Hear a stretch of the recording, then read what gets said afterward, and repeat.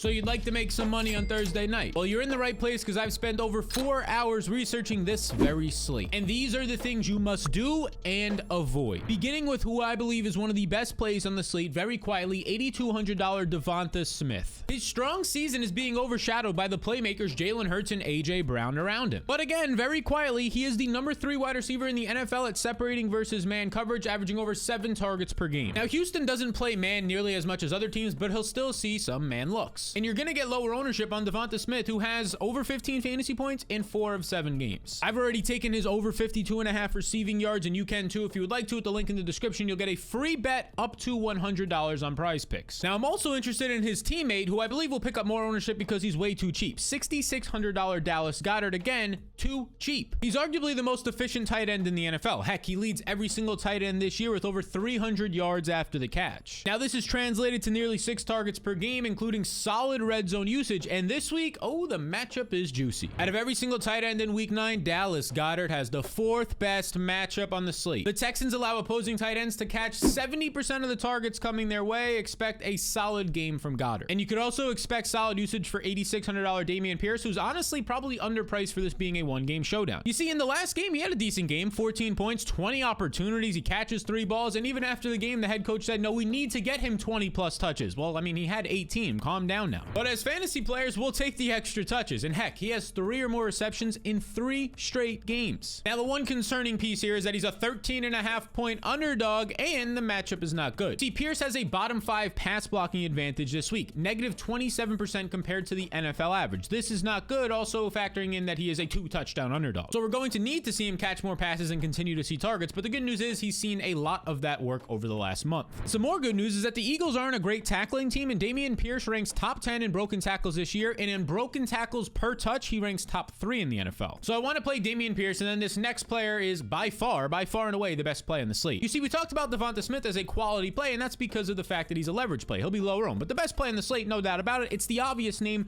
Jalen Hurts, who, listen up very closely here. I have Jalen Hurts projected for 9 more points than any other player on the slate. That is the most between the first and the second projected player in my DFS blueprint, link down below on Patreon, the 5-step system to help you, the beautiful person, win more in DFS and stop hitting the deposit button. Yeah, in that blueprint, 9 more points than anybody else. That's the most I've seen since projecting showdown slates. Even though he's nearly $12,000, it's fine. He'll probably pick up around 70% ownership is what the blueprint is saying, and it's okay. Just play this man. I have him projected for nearly 60 rushing yards, and his over-under is only at 39.5. Slam this prop right now. You get a free bet up to $100 with the link in the description, prizepicks.com, with the code SAL22. To get access to that free bet, click the link in the description right now. All right, this one's pretty surprising to me. As of I'm recording this, the trade deadline is now over, and Brandon Cooks is still on the Houston Texans. So I assume he missed practice on Tuesday because maybe he was going to be traded. He seems healthy. However, he's only $7,200. The clear wide receiver 1 on the Houston Texans is the 7th most expensive player. Heck, the Eagles defense is almost more expensive than him. This team is 13-point underdogs. They're going to throw more in this one, meaning that Brandon Cooks probably going to see 7+ targets. Now, the reason why he's so cheap is he's so inconsistent this season. He scored 15.2 fantasy points week 1, but since then, he's only topped 11 points 1 time during that span. And gone are the days of him getting 10+ targets a game like we saw last year and early this year. Over his last 5, he's barely hitting 6 targets per game. And not to mention, he's going up against arguably the best secondary in the NFL. The Eagles, according to Pro Football Focus, rank top 5 in coverage, but arguably will be his toughest matchup of the entire season. Now, all of this isn't great, but again, they are major underdogs. There's a chance they throw 40 times in this game, and if he just sees a 25% target share, you start to flirt with a double-digit target game at such a relatively cheap price point. Now, if you don't want to play him in DFS, that's fine, although I like the play there. I take him over 58.5 receiving yards. I have him projected in the mid-70s. It is a great prop, and you get access to this prop with a free $100 bet with the link in the description below. So that's 3 props. We're feeling good about the prop market, feeling good about DFS, but we need some value plays, Sal. Well, I'm glad you asked. Let's start talking about them. At $800, you have Jordan Akins, the veteran tight end. He averages about 13 routes run per game. He sees about 3 targets per game, and this past week was his worst game of the season. Now, the concerns here are that they use 3 tight ends in Houston, and Brevin Jordan is getting healthier over the past couple of weeks, and it's leading to less usage for Akins. So expect maybe 1 or 2 targets here, maybe some red zone usage. So they're, for $800, not a bad play. But I do prefer the second-year player in Brevin Jordan. If I pull up the tight end usage from last week, Brevin Jordan played 30 snaps, more than double what Jordan Akins saw, even though they're very similar in the price point. And this led to him running 16 routes and earning 4 targets last week. And now in 3 straight games, he missed some time in between these games, but in 3 straight games, he's earned 4 targets and a couple of red zone targets in there. So if we're talking about players from $1,000 and below, and even really $2,000 and below, Brevin Jordan is going to be your best option. Now, on the Philadelphia side of the ball, if we're trying to talk about some values, there's $1,400 Quez Watkins, who did not have a single reception last week, but is still the clear wide receiver 3 on the Eagles. You see, he ran 20 routes last week compared to the wide receiver 4 in Zach Pascal, who ran 11, and Pascal saw more usage in the garbage time when the game was blown out in the fourth quarter versus the Steelers. Now, overall, Quez Watkins has not done a lot this year. He's been the wide receiver 3, but outside of this game where he scores 14.9 points because he scores like a 60-yard touchdown, other than that, he basically has like 22 total yards on the season. Not good. 4 fantasy points, 0.7 fantasy points,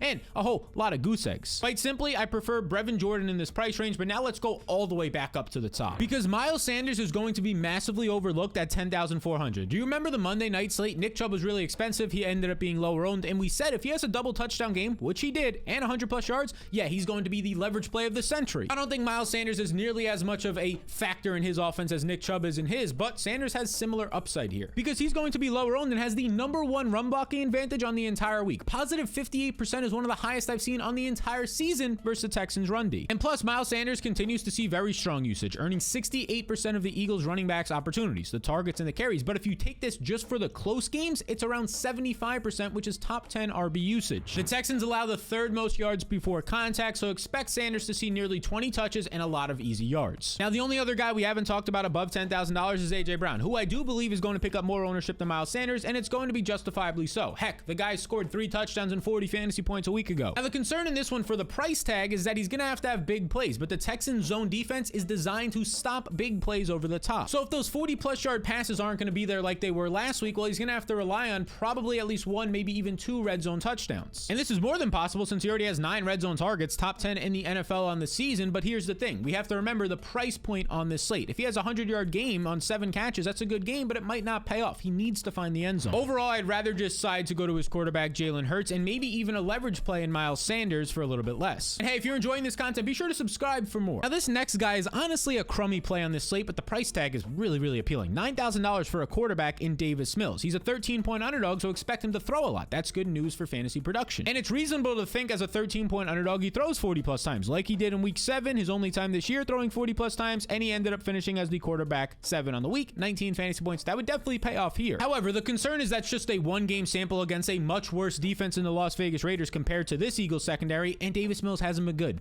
Number 31 in yards per attempt, quarterback efficiency, and number 31 in accuracy this season. Arguably the worst quarterback in the NFL to this point in the season. So I just rather play the $8,000 in that price range, his teammate Dameon Pierce and the guy we talked about earlier, Devonta Smith. Some people might be saying, hey Sal, what about Rex Burkhead? 13-point underdogs, does he get some more passing game usage? And I think it's hard to see him being in play based on his recent usage. You see, Burkhead only played 10 snaps in the last game, a game where they trailed a lot. They're phasing him out. Dameon Pierce actually ran twice as many routes. This was the worst usage on the year for the older 32-year-old Rex Burkhead. It's concerning. So I definitely do not think that he's worth the price tag at $4,600, and neither is his teammate Chris Moore, is all the way up at $5,400. Look, Chris Moore has been the wide receiver 3 on this team all season, so even with Nico Collins out, it wasn't Chris Moore who saw more usage, it was the veteran in Philip Dorsett. Moore continued to be the wide receiver 3. Now, this led to him running 26 routes, playing 63% of the snaps in the pass game. Good game while they're trailing, but just 0 targets. And now on the season, he's getting decent usage, almost 24 routes per game, but earning barely 3 targets per game and not that much downfield usage. It's tough to pay $5,400 for a player who just seems not to be good with a bad quarterback in Davis Mills we just talked about attached to him. And if you want to see exactly how much better or worse of a value Chris Moore is compared to other players in the slate, well, my DFS blueprint will tell you that and a whole lot more. It is a 5-step system designed to help you win more in fantasy and stop hitting the deposit button. Actually win in DFS instead of losing your money week and week and week. Now, if you'd like to join the thousands of other people already utilizing the DFS blueprint, you can get access with a link in the description below. So more value options we have to start to consider here, and there's really not a whole lot. If Nico Collins at $2,400 actually plays this week, yeah, $2,400 Nico Collins, who is the number 2 wide receiver on this team, needs to be in play. But other than that, you have $2,800 Zach Pascal, who's the clear wide receiver 4, maybe sees a target at most 2 in this game. Not that appealing. Let's talk about Boston Scott. Boston Scott splits the wide receiver 2 role with Kenneth Gainwell, but he's a lot cheaper than Gainwell on this slate. You could probably expect on the season he's averaging 4.5 carries per game. Expect 5 or 6, maybe even closer to 10 since they're 13-point favorites if a blowout ensues. Now, this is really difficult usage to actually rely on, and if I'm not even going to be that sold on Boston Scott at a cheaper price point, well, I'm not going to go up to Kenneth Gainwell, who's seeing the exact same RB2 split usage, but more expensive. But now, assuming Nico Collins does miss this game on the short week, a player worth our time is the veteran at $4,000 Philip Dorsett, who in the last game actually led the Texans in snaps, playing 1 more than Brandon Cooks, and he ran a bunch of routes, earned 5 targets. So here's your simple formula. If Nico Collins plays, you play him in DFS. If Nico Collins is out, well then $4,000 and below, the best wide receiver option is Philip Dorsett. Now the only other options, OJ Howard is $1,600, but why not just get Brevin Jordan, who is cheaper and has a better role and is a more athletic tight end at this point in his career. And then all the way down at the bottom is a deep threat specialist in Tyron Johnson, who I actually think is a good player, but he's the wide receiver 4 at best on this team. He ran like 2 routes last week. There's not much upside here, even at just $200. Overall, kickers and defenses on this slate are a little bit expensive. I lean to go with the kickers since the Eagles defense is $7,000. They have been damn good, but $7K is way too much. So there you have it, the steps you need to begin to get ready for the slate. And I say begin because there's a lot more work to do. Ownership, the optimal lineups, the player projections and values, a whole lot more in the DFS blueprint down below if you're interested. And that interest would stem from the fact of actually wanting to win more and stop losing and spending your time researching to lose. If that sounds like you, click the link in the description to join the beautiful community and get the DFS blueprint.